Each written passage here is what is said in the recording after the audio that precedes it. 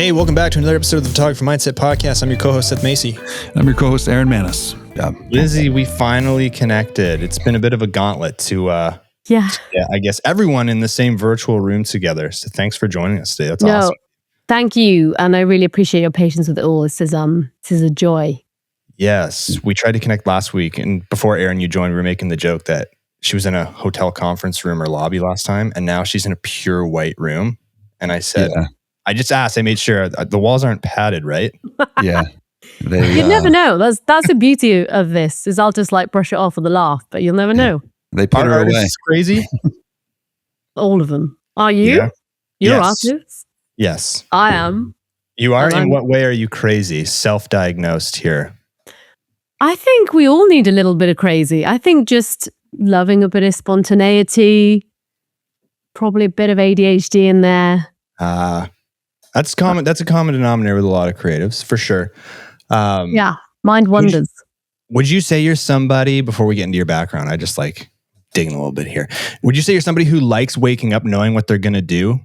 Or do you just like having the day throw stuff at you? Maybe not on a daily basis, but maybe not knowing what you're going to do next week. In other words, do you love knowing what's coming or not at all? It's a good question. And I think as a freelancer, I thrive on that chaos. But I do need to have a mission. You know, I'm quite driven. I'm somebody who really strives to constantly be pushing for more, having a bigger impact. And I'm sure we'll go into that in a bit more detail. But, if I was to sit in a mundane job day to day and kind of knew what that looked like and it was just the same on repeat, I think I would actually struggle with that. So lots of creatives and freelancers feel that, I'd imagine. I hope. Yeah, and then I bet you there's a lot at the same time who think, man, it'd just be nice to just show up to work and money enters my account and I don't have the tons of responsibilities that comes with being a freelancer and paving your own way. Well, speaking of paving your own way, let's get to your backstory. Tell people, I read on your website, you loved elephants at the age of 6 and you knew you wanted to do something with animals when you grew up. Here you are. Tell us how you got from point A to point B in as detailed or succinct way that you want. Yeah. So exactly that. I loved elephants from a very early age. And I guess then I didn't really know what it was to have a career with elephants. I just knew I wanted to hang out with them and spend a lot of time with them. But I guess, that then turned into wanting to be a biologist. And so my careers, it's a funny one because it's kind of had two parallels. So there's the side where I've always wanted to study animals and science and biology. And so I followed that path, went on to study an undergrad at University of Exeter, then went on to Bristol University to do a master's, and now nearing the end of a PhD. But at the same time, I have this constant need and want to tell and share those stories, like many of us, in this line of work. And I don't know what it was. Like I started telling my friends about it. My family weren't necessarily in that field or particularly into wildlife, but they really encouraged that in me. We were always outdoors, but it was something that I kind of had to find on my own. And so storytelling was the best way to get people to, for me to get that out and then to get people to care and interested. And so I started making rubbish videos from a very early age. They're all gone now. Rubbish? Oh my gosh. I mean, it was like animal impression. This was like in the space of YouTube before it was like the big YouTube that we know now. And it was like animal impressions and things that I'd find in my back garden and fun, interesting. We're going to need some of those. We are going to need some for B-roll. They're gone. Well, can you do one right now? Like what's your best animal impression? This is what I need to work on, but the hippo is like, ooh, ooh, ooh, ooh, ooh, ooh, ooh. That's pretty good. I've heard a few good hippos, and now I'm like, I want to nail it. But anyway, again, just cancelling myself on your podcast. No, I think you're going viral. Viral. I'll just like cut out that clip, nothing else. Yeah. And then so I started just making fun videos, posted them online, and I actually wanted to go with my agent, Jo Sarsby in Bristol. She had all the kind of big storytellers and presenters in wildlife and natural history. And in that time, I also got spotted by a BBC producer. He was like, hey, come in for an interview. Got that job. First job was on a kids show. and I was the wildlife presenter, which was an awesome opportunity. And I think really important actually in shaping how I tell stories, because, that first job, it was like so overwhelming. There was jibs flying across the room. There was like 15 kids and about a crew of like 30 people. And I thought, what is going on? Mm-hmm. But it wasn't about me in that moment. It wasn't about the crew in that moment. And, kids TV is well, just that for kids. But it was a wonderful entrance into what is such a convoluted and complex industry, because it really reaffirmed why I want to do that and why I want to tell stories, because we're not there just, I'm a presenter for sure, but I'm also somebody who wants to tell stories through camera work and through other avenues as well. It's not just about being on screen. So I've missed out quite a few things there, but long story short, that's kind of my entrance into storytelling and science. And where are you at right now in your career, current day? Yeah, so current day, I'm nearing the end of my PhD, which will be a big thing. And also for broadcast, I've worked, with various channels, BBC, National Geographic, Discovery. We've just launched, literally as of 2 days ago, a new series for Love Nature. It's called Deep Dive Series 2, North America. And we essentially circumnavigate the whole of North America, focusing on marine stories and incredible scientists doing epic work. And I'm still doing films in the UK with the BBC, and we've got some new exciting projects that I can't talk about annoyingly coming up next year. So yeah, it's all go. Nice. Amazing. Well, I ask every creator who comes on the show this question, who seems to have a jam-packed schedule, as it sounds like you do, filming and school, etc. What gets sacrificed, or are you incredibly diligent with scheduling your time? No, I'm not. That is a good question. And if you find the answer about having that balance, can you let me know? So you feel like your balance could be better? 100%. Yeah, 100%. In which direction? Okay, so I love that you asked this question. I think this is a really good one, because there's multiple layers to it. If I was to just simply on a broader level look at personal life versus my work life, like I have to sacrifice a lot in my personal life, spending time with friends and family and partners and loved ones. Naturally, that's going to happen. But then even within those different fields, I feel like I sacrifice sometimes creativity when I'm working on my PhD, or if I'm in my academic zone, I'm not pitching for new ideas and ways of reaching much bigger audiences than if I was to publish a paper. So it's constantly moving for me. I feel that I'm still trying to find that flow. But I love that question, because I've never had one thing that I've gone really hard in on. It's always been science and storytelling together, and I've just been kind of growing in both those ways over a long period of time, which I'm really grateful for now. But I think I need that mix of things and that swinging from one to the other to feel like I'm having a well-rounded impact with all the sacrifice in mind. Do you consciously borrow from different areas? If you were saying, I need to go full in on pitches this month, where am I going to borrow this time from? Is it personal life? Is it socializing? Is it being creative? Or is it more of a retroactive look of like, I haven't been creative lately in the last month. I'm going to pick that up. And then therefore something else comes down. Do you feel like there's a conscious sort of juggling or decision-making, or maybe a more retroactive looking at and then adjusting as you go? Yeah, it's again, a really good question. I think both, to be honest. That's where the time management comes in, right? And it's important for us in our industries to be able to do that, to be able to navigate through all of those things in the best way possible to have that kind of impact. And I know I keep saying having impact, but for me, a lot that is ultimately what drives a lot of that work. But at the same time, I might get burnt out, and I need to get my face in a snorkel and in the water, and remind myself of why I'm doing that. Or, if I feel like some of that work is quite hedonistic, which I find sometimes pitching to be, promoting yourself, pushing yourself as being the face of a new project. Sometimes it's just about figuring out, okay, like, remember why you're doing this and make sure your impact is balanced. and you are still going out and getting involved in environmental campaigns or doing important research or showcasing a good project. How about you guys? You must find it hard to balance too. Seth, do you want to go? I don't think you ever get that perfect. And I think life has seasons, right? So I've said multiple times on the show recently, probably in the last year, the way I'm categorizing priorities and life currently is, excuse me, I'm picking 3 really audacious goals, for lack of a better term, that have a high degree of failure, or maybe 50% degree of failure if you do everything well. And I break my days down into tasks that get on my task list if they pass the question of, does this get me closer to one of those 3 goals? Yeah, and great. If the answer is yes, then I consider that signal.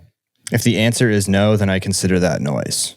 Now, obviously, you can take that overboard because visiting friends, let's say, would be noise. But I mean, it's important to have somewhat of a social life, even if, like something, right? We're social animals.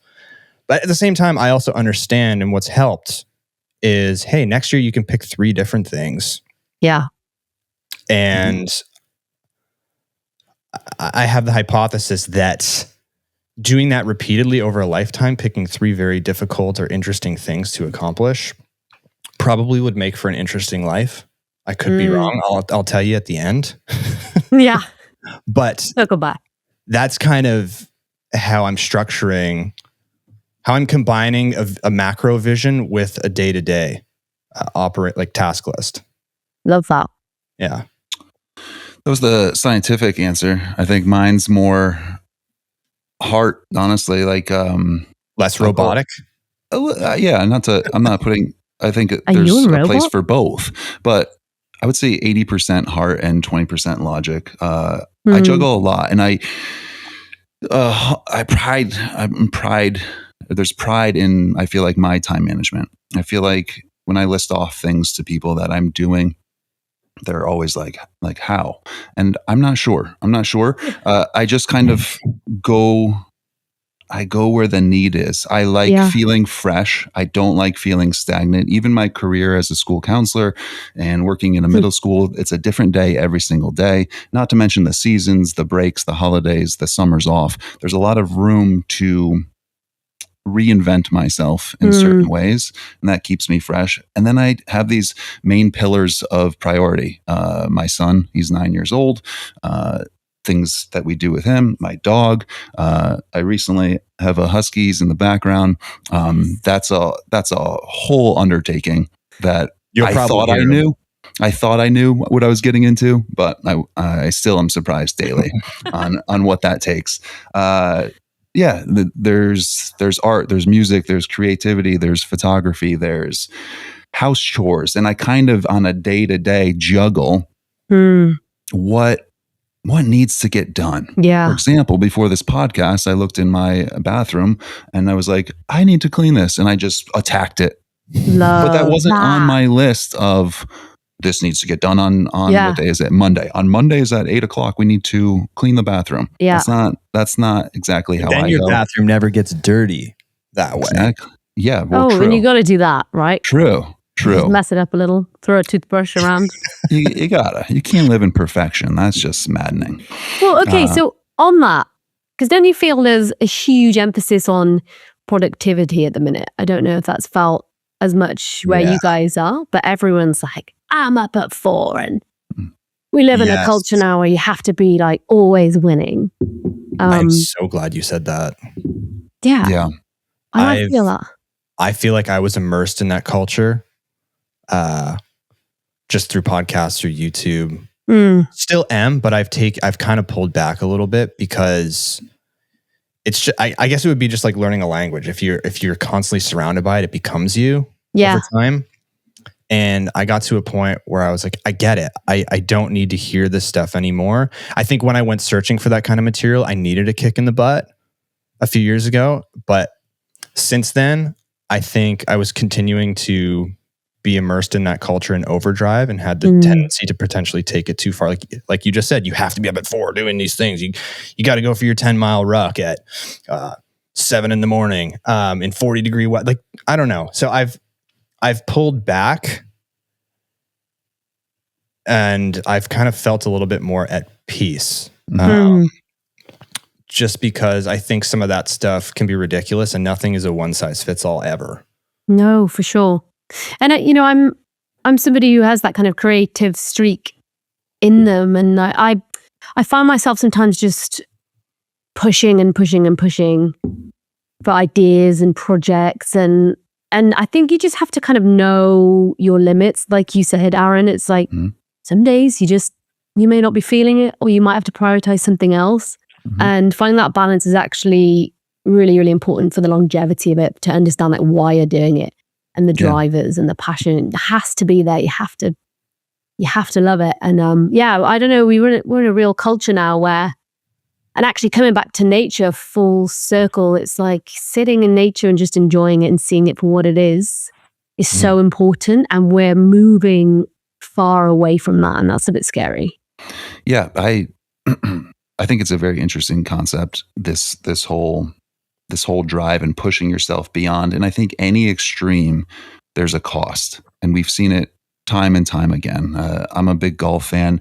You can look at someone like Tiger Woods and be like an extreme athlete and golfer, but what did he sacrifice on like the social emotional front, or with family, or friends, or just anything? And I don't know his life, but just from an outsider and some of the stories and interviews, you can become a machine.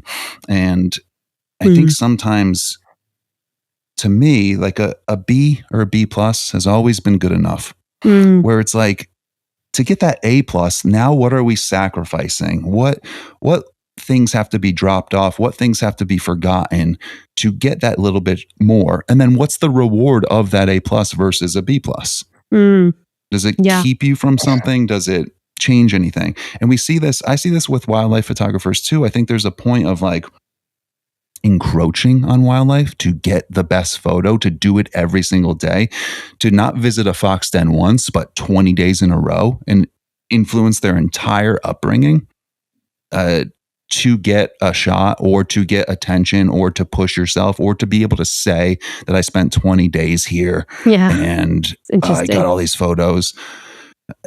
I think sometimes there's a sacrifice, and there's a downside to pushing yourself, not just for you, but the entire universe around you. So I don't know. I think I'm careful with it. I think that also comes from your upbringing, and potentially, do you have a chip on your shoulder? Do you need to prove something to someone? And if you smirking, maybe. Do you have I'm like, this is like therapy. This is great. I thought maybe not what I expected. I was like, yeah, I do. Your face made it me. You said chip on your shoulder, so I wasn't sure. Like, no, I think this is so true. Just because they say that those who are doing, you see this whole culture of like ultra marathon runners, and people are like, day one of sailing the ocean, and everyone's on day one of sailing the ocean, and you're like, what is driving? But they say that those people who are mostly damaged or have experienced things in their past or trauma are those that really push themselves in that way. I don't know. Yeah, every great musician that you watch their documentary, you're like, oh, whoa, that's a hard upbringing, or I did not know that they had that life, and they pushed through that thing, and they went through that. They were homeless for 3 years, like in the streets of New York. Like, just, you have no idea. Like, you see the end product sometimes, and it's not too often like a rich kid from Greenwich, Connecticut is like the next rock star. They're pretty comfortable. Totally. They're pretty comfortable, and they don't have that drive maybe to make it. They got it. They already got it. They had it since they're been born. They want for naught. And it's just on that. I know we're kind of going on a bit of a tangent here. We love tangents. Oh, we do. Away from wildlife, but I have always been very active through my work in the wildlife film industry. Constantly driven, always posting as much as I can, trying to be really active and a player in that game, if you like, because I feel that's really important to me, aligns with my values. And that feedback I get all the time is, you're always so busy. When do you get the time? But if you were to meet me outside of that, in my personal life, when it comes to my past, my checkered past, wait, is checkered, does that mean I've been a bad person? Or is Spotty. that there's some stuff there. Okay, no, I haven't. I was waiting for more context to figure out. I haven't gone to prison. No. As in what you're talking about earlier in reference to difficulties in my younger life. Mm-hmm. I'm not open about, as in I've always been very private about that. I don't post that online.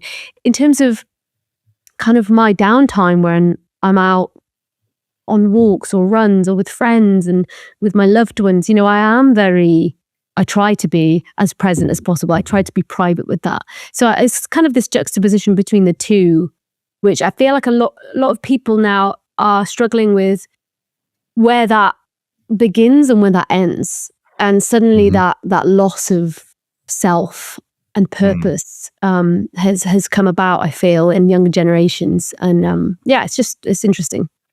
Well, here was something I was thinking about when Aaron was talking about sometimes a B+ is good enough for him, right?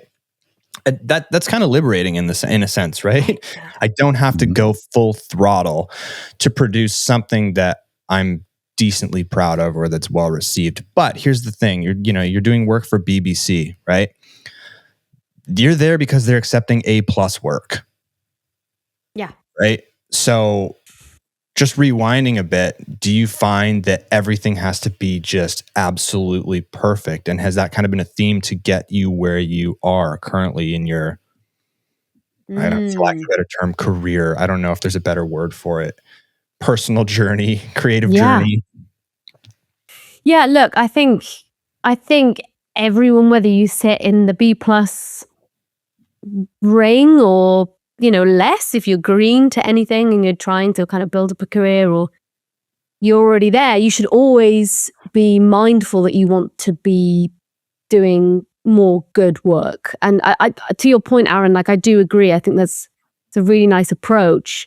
I guess perhaps I fall in that category of being driven, always wanting to do bigger and better.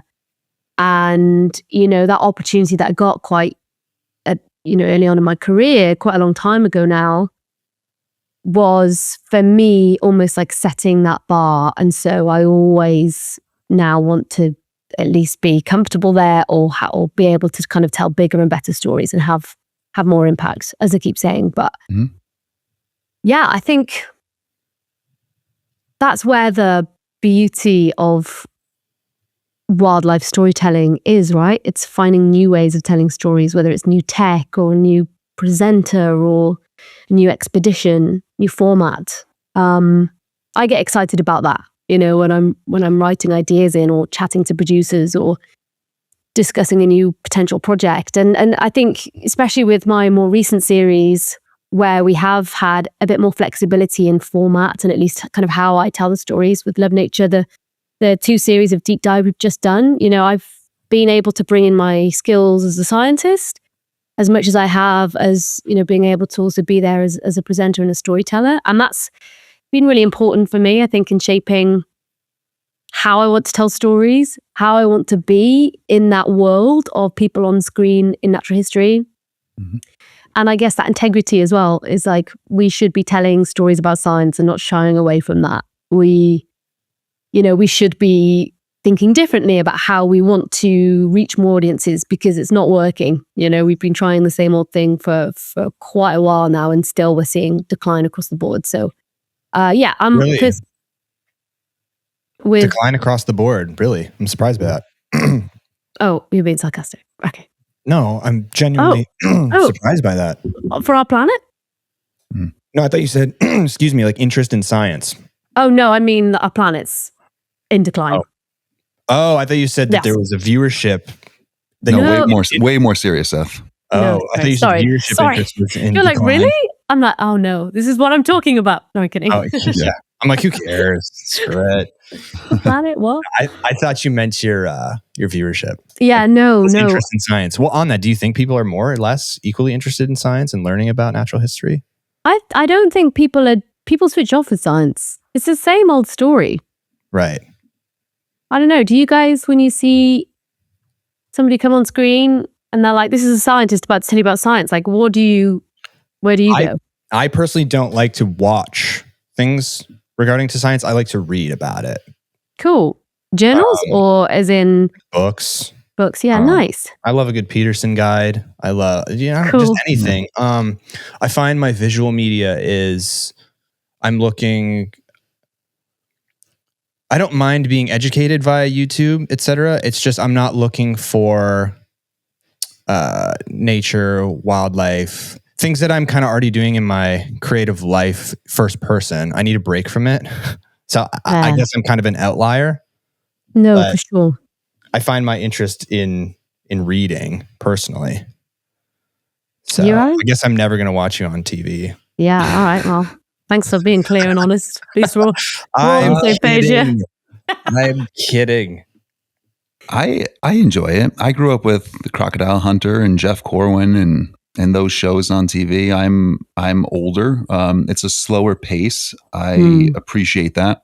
I appreciate watching golf on TV. Like, I don't think many in this day and age can stand that if your attention span's so short. I think you are probably fighting against the 8-second reels and the fast action movies and shows and the way that things are done these days. Even what is that show for kids? Coco Melon. Yeah, the research in terms of like setting up babies and measuring when they look away and then noting we have to flash colors before those changes. Come on. Like it's serious. Crazy. What colors derive more attention? Like all the research to keep eyes on and keep hooked. I think it takes a special person to be able to sit and learn. Also, firsthand experience when my son was younger. I think it was Blue Planet, and David Attenborough starts off with "The jellyfish are dying," and my son bawled into tears. David Attenborough impression? The jellyfish are dying, They're all dead. and my son just started bawling, and that's true emotion. To what is happening to our planet, and I think we all feel that, but it's hard to watch it. Yeah. It's hard to see it and accept it and deal with it. And we see that a lot. I'd rather be stuck in my echo chamber and not have to worry about anything that I don't know or don't believe in. Yeah, it's comfy there, right? It's comfy It there. is comfortable. Yeah. It's honestly, I'm sure you've heard of the expression climate anxiety, but it is something that plagues my mind, is just how many people just A, just not interested, B, we're interested but kind of disconnected or jaded by an industry that in some ways has either miscommunicated the message or over, communicated climate crisis, and it's turned people off. It's worrying. It's not to be depressing, but it really does occupy my mind. What's the point? On a walk yesterday, I had a theory. I'm curious your thoughts. In an acute situation, there's a fire starting in my household. I go into protection mode. Let's see if I need to get my son out. I need to get my dog out. I need to, maybe if there's time for valuables, the most important things to me, I am going to take care of in this crisis. And I wonder, on like a whole, we've come to a point where we have every information data point from every part of the world. This horrible thing's happening here, a tsunami over here, a shooting in 7 states over here. The climate's burning. There's a volcano over here. Blue whales are on the like all this information. I wonder if, in a sense, it almost is damaging as a human to be like, I just have to take care of myself. I have 80 more years to set up my family. I need to be as greedy as possible because the ship is sinking. The house is on fire. Yeah. And it when things are comfortable, you can go, I'm going to donate to charity. What's something that's important to me? I'm going to go volunteer. But I feel like when it's on stress mode, you're like, I have to save myself. For sure. Yeah. 100%. I think everyone, a lot of us, especially in the global north or the Western world, have become desensitized to a lot of these things. And so what we do is we point fingers to places and issues and we say, you need to fix that. Meanwhile, the people in those places are, as you say, dealing with much more important issues, day in, day out, survival, feeding their kids. And yeah, I guess broadly speaking, to your point, it's that everyone's got their own world and has their own view on, their how they want to live. And sometimes that's constricted by things like money and lifestyle and access. And I think they always say, don't they, is act local and think global, because that would be the best way to actually make a difference. I think that the thing that I'm seeing more and more is, people always ask me, what should we do as individuals to make a difference in our day-to-day life? You can get involved in a campaign. Think about what you eat. Get excited about the species on your coastline, inspire your kids, your son to see what's on his doorstep, to care for that. That's probably a list of some of the more obvious things to go for. But at the end of the day, there's these bigger systems that are essentially working against us. And so while we're going in circles, desensitizing ourselves, over messaging amongst one another, and then becoming this whole kind of mess about what we need to do, these bigger systems, governments, are going on with plans, by the way, backed by whole marketing teams that give us these very nuanced and specific messages to convince us or to distract us from one issue or another.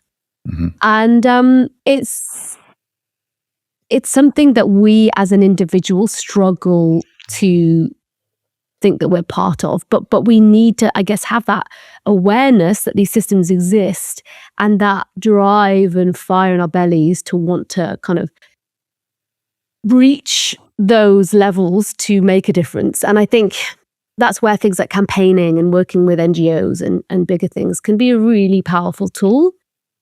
Again, we've gone down a bit of a wormhole of impact, but it's I think exactly you've nailed it in terms of, I guess, where we sit as individuals and what that means for the bigger picture. It's tough. Can I ask you a question about this keyword impact we keep saying?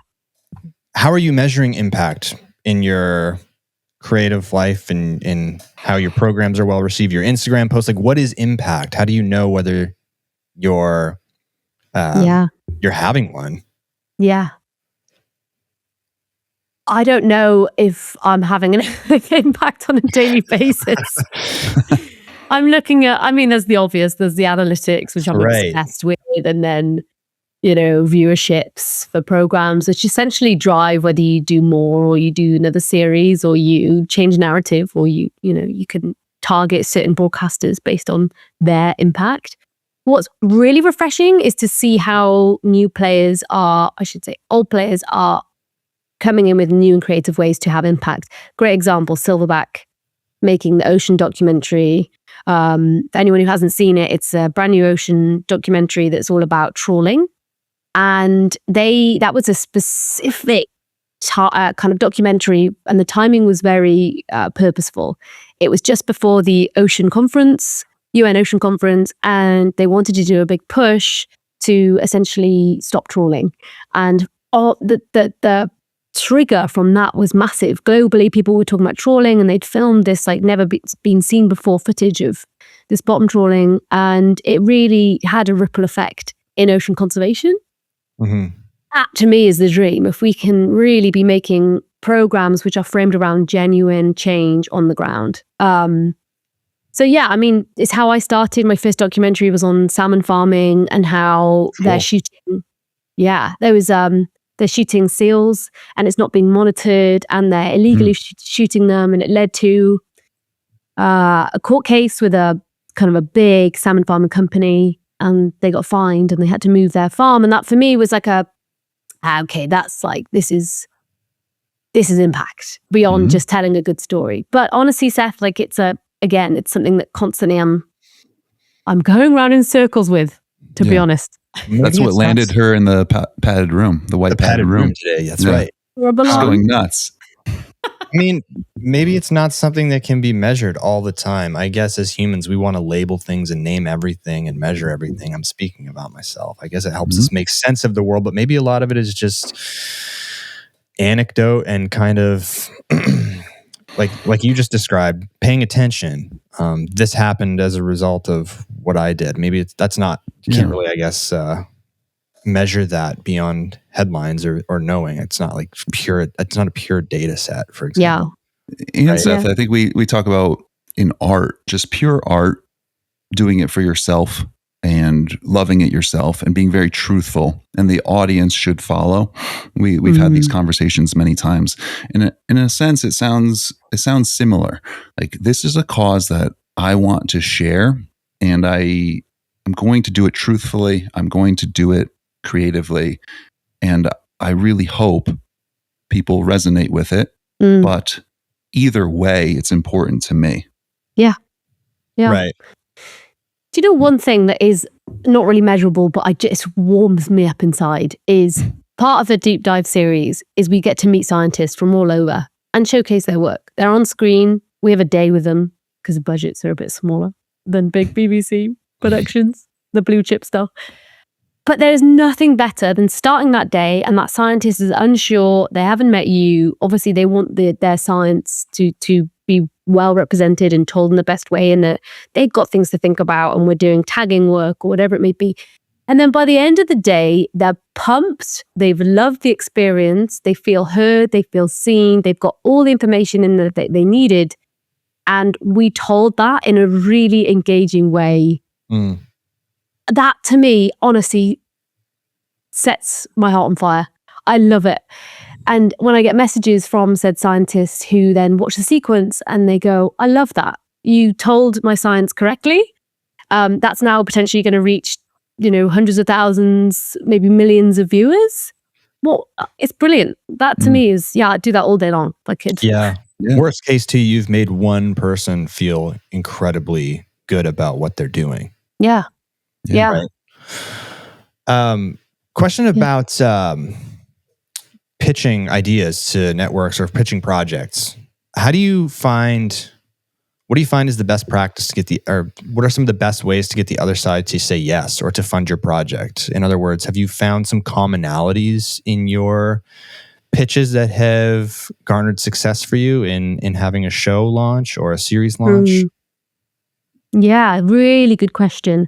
I think before you even start to do the approach to anyone, it's really valuable to have a look what you're going in with. So do you have all the necessary resources? A, being a good idea. B, being like a show reel or example of your work, like high level work that would match said production or project.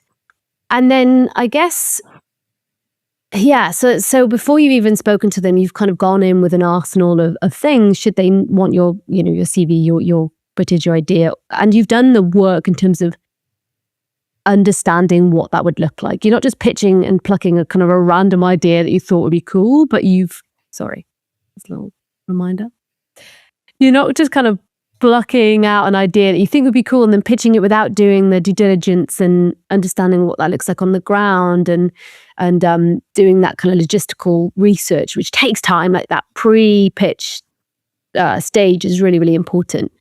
But then also understanding the landscape. So, a lot of people I find just kind of going cold saying, and I've actually been pitched on ideas I'm completely unaware of, which is always a bit of a surprise to me. While I'll chat to a production team and they're like, yeah, someone pitched you. And I'm like, I had no idea, but I guess, cool. I guess I'm doing something on penguins now. Which is always great. I love penguins. But it's having that kind of maybe a softer approach where you chat to a production company and you say, hey, like, what kind of ideas are you looking for at the minute? This is what we specialize in, or this is what we've got.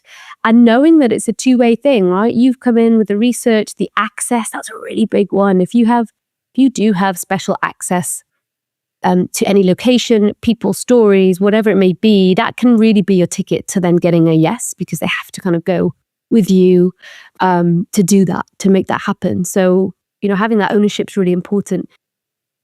But yeah, approaching them with that openness and honesty, if they're not looking for a presenter-led show, you'll get a no, and you may take it as like a knock when actually it's just a symptom of the time or the production. You know, you could take that same idea 6 months later when the landscape has changed, and they may go, oh my gosh, where have you been? The other thing I'd say on that is never bin away your ideas. Always keep them in your back pocket, because things do come full circle. It's a constantly changing industry. So I have about 1,000 no's to every one yes. And it's just part of it. You know, if you've got that thick skin to get through it, and then you kind of combine all those other things, then you'll be in a good place to at least get in the room with them and find out what they want ideas with. Yeah. Was that thick skin ever thin? Does it get thicker? I feel like it changes. Yeah. It's malleable. There's moments of, I'm like, I'm skinless. Yeah, skinless. That, as I ask the question, it makes sense. When you're new, you would think no's might hurt more. As you get used to no's, they might become more easy to. But at the same time, you're new, so you might expect the no. If you're more seasoned and like, I've done this 1,000 times, and now they're saying no, maybe it opens up a new insecurity where it's like, huh. Yeah. Yeah. I think a lot of it is as well down to timing. And, you know, it might just be that programming is steering away from presenter-led stuff and they want more blue chip. It might be, as is the case now, there's just less funding around for wildlife storytelling, which is heartbreaking because we need it now more than ever. But yeah, the industry's been hit kind of hard at the minute, as has every creative industry, you know, following COVID and everything else. But yeah, you know, if you're persistent and you're able to kind of find out all these new nuances about what's going on kind of around you, then you should be able to place your idea in the best place. Yeah. You keep saying blue chip. Can you just explain? Sorry, yeah. Blue chip? Sorry, Sure. that's like a really crappy thing to do, to be like blue chip. Yeah. So blue chip humble. is blue chip are the kind of big programs that aren't presenter led. So, you know, very high budgets. The Blue Planets, the Seven Worlds, things like that are kind of usually narrated by the likes of David Attenborough, but much kind of higher level in pure natural history. Gotcha. Thank you. Rewinding a bit, when you said it's much easier to get a yes to a project when you have access, I want to rewind here because there's a lot of people I bet were saying, well, what are some examples of access? Obviously, that's going to be different for everybody, but what are some of your examples of access that gives you a competitive advantage? Yeah. I'll go back to the salmon farming project. You know, I was in close contact with a couple up on Shetland, an incredible couple. I just actually read one of their articles and was like so shocked that seals are being shot at salmon farms. So I just immediately called them on this number that was on their website and got chatting to them and built a relationship with them, and then was able to actually get out to Shetland to know exactly where this behavior was kind of happening. Access to certain filmmakers who may be able to assist in helping then film that and put that together. So that was an example where I guess I kind of curated a scenario where I had that access, and perhaps somebody who just came in cold, like a random producer, wouldn't. So in that instance, the competitive advantage or the access was a direct relationship. Yeah, absolutely. Never underestimate that. Yeah, for sure. You know, there are some incredible people doing incredible things. And if you have that connection and that relationship with them, absolutely, often that is what actually will allow you to make something happen.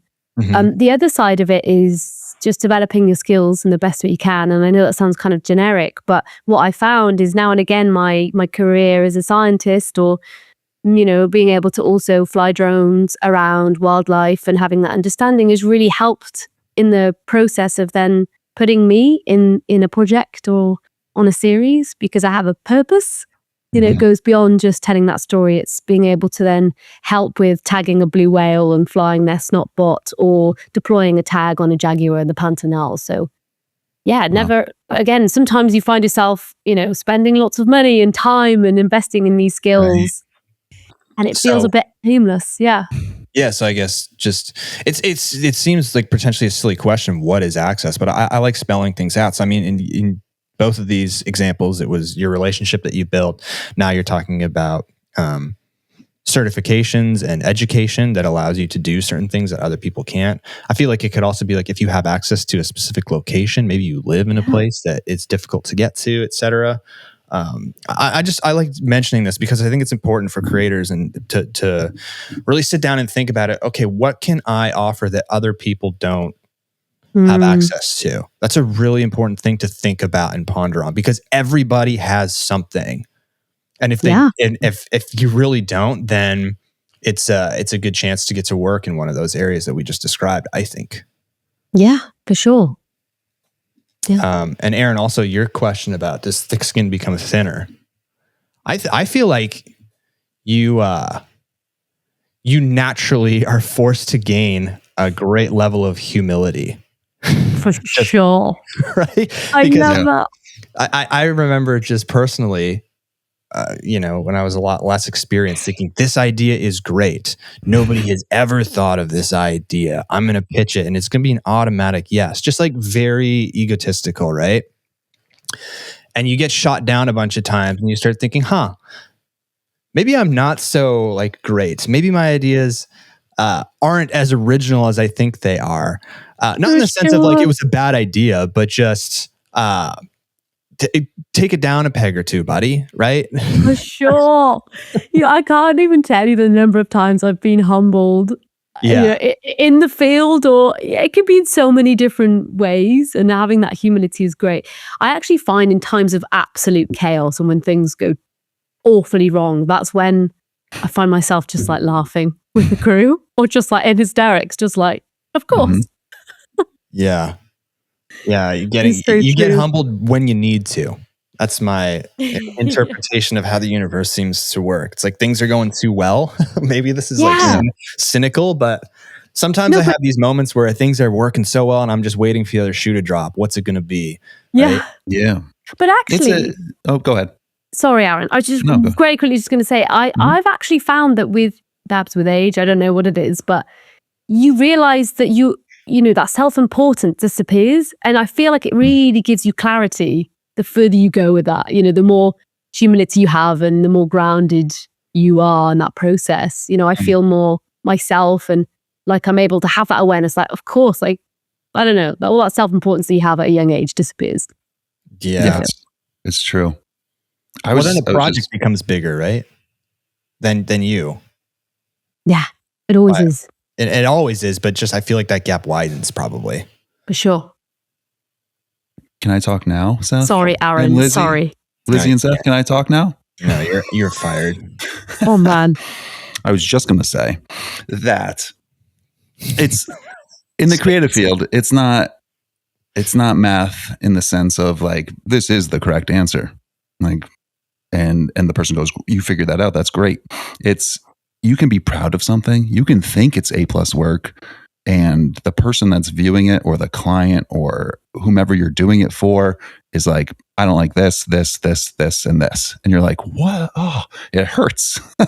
Because like you thought it was great. It is part of your definition of yourself, your ego. Like, I made a great thing. And then this other person doesn't like this part of it, or doesn't like your style, or how long it ran, or needs it shorter, or needs it longer, doesn't like the musical choice. It's all kind of personal and tied to your personal decisions, and it's an extension of you. It's not math where it's like black or white. Oh, I got that wrong. You're right. My bad. Let me fix it. It's like, no, like this was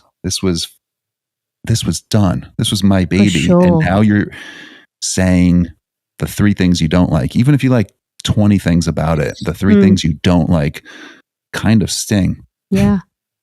I think that transition has been interesting between longer form storytelling online to now like quick, as you say, 8-second reels, 3-second reels, which actually I was really struggling with when it first came about. I don't know about you guys, but there's been so many different shifts, and lots of people argue that it takes away the quality and the credibility of said image or whatever it may be. But yeah, I guess being able to adapt. I'm totally gone off on a tangent and my brain's just gone just looking at this tree.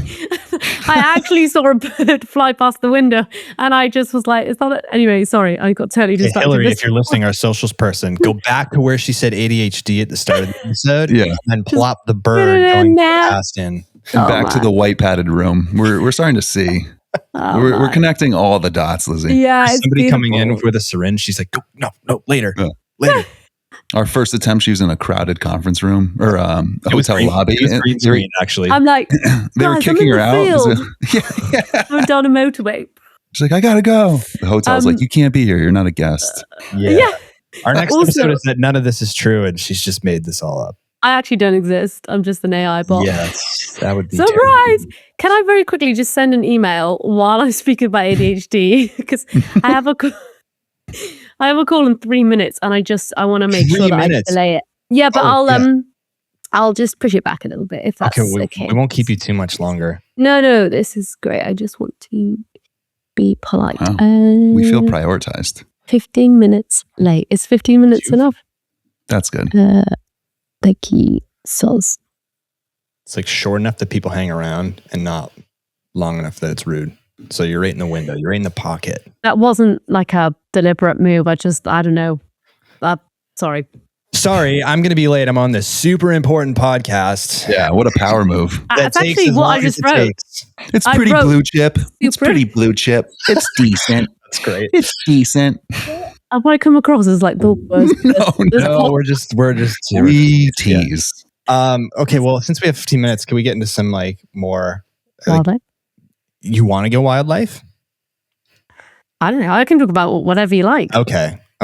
I'm going to steer the direction this way. Sure. I think what was the phrase you used? Checkered life? Your past checkered life? Is that what you used?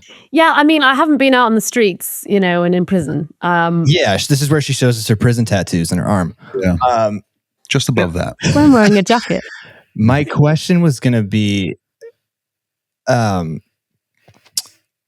there ever been a time where you felt like completely lost, or things have just gone the opposite direction of how they should be going in your mind? And how did you course correct?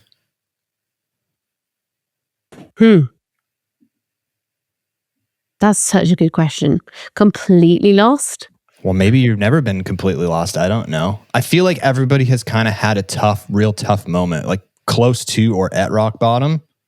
Yeah. And it's kind of been the necessary evil to create character growth or to send us on a certain trajectory in life. I'm just curious if you've ever had a real big moment of adversity or just like, man, this is terrible. Yeah. And B, if you were comfortable sharing it. If not, no worries. Yeah. I would say that has shown up in my life in not so much as like one dramatic event, but as themes, if you like. Okay.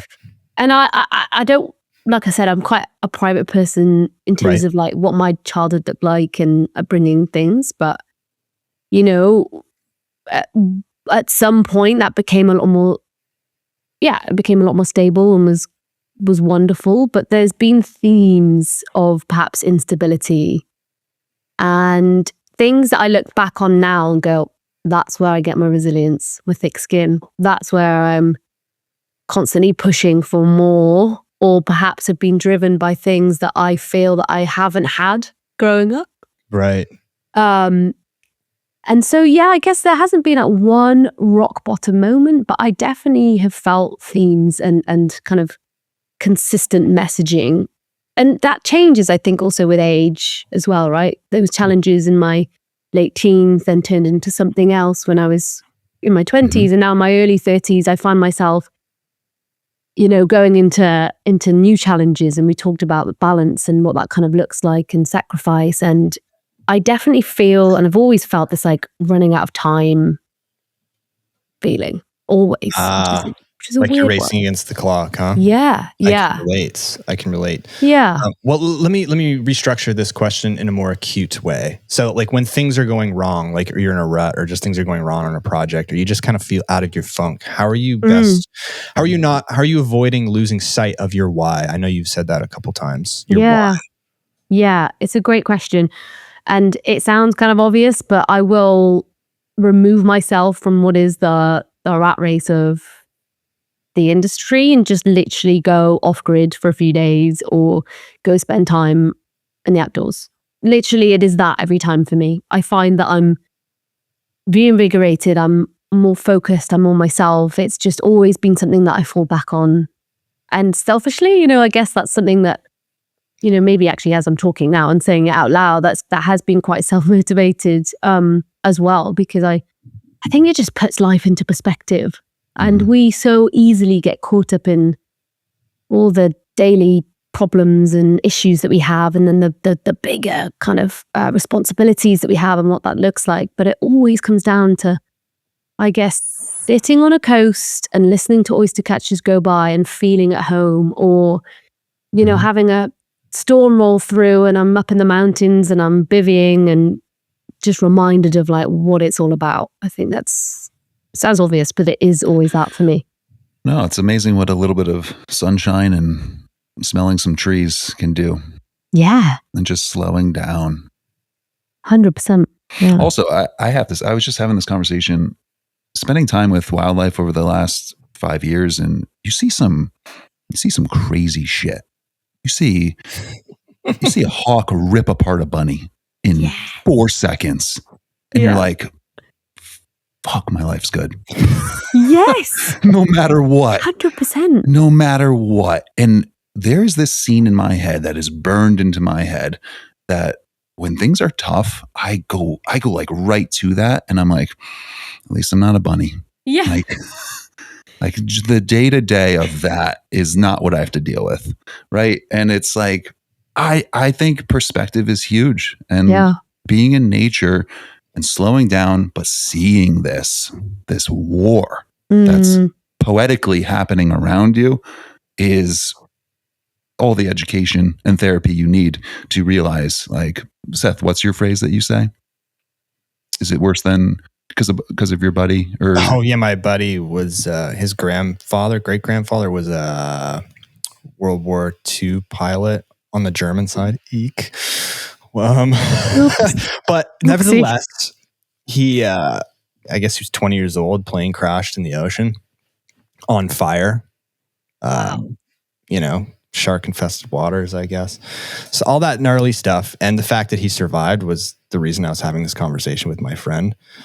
So I call it the fighter plane test, or the fighter plane threshold.